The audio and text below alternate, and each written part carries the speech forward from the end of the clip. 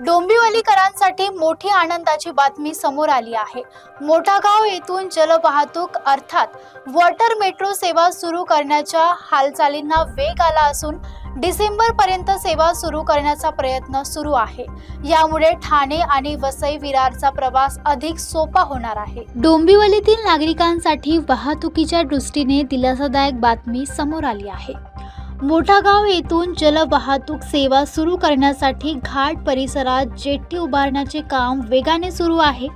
स्थानिक नगरसेवक दीपेश म्हात्रे यांनी दिलेल्या माहितीनुसार डिसेंबर पर्यंत वॉटर मेट्रो सेवा सुरू करण्याचे नियोजन करण्यात आले आहे। ही सेवा सुरू झाल्यानंतर डोंबिवलीकरांना ठाणे तसेच वसई विरार पर्यंत जलमार्गाने प्रवास करता येणार आहे। याशिवाय प्रकल्पाच्या दुसऱ्या टप्प्यात ही सेवा नवी मुंबई आंतरराष्ट्रीय विमानतळापर्यंत विस्तारण्याचा मानस आहे।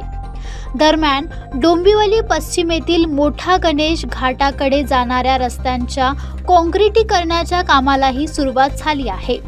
या विकासामुळे वाहतूक व्यवस्था अधिक सुलभ, सुरक्षित आणि जलद होईल अशी अपेक्षा व्यक्त केली जात आहे।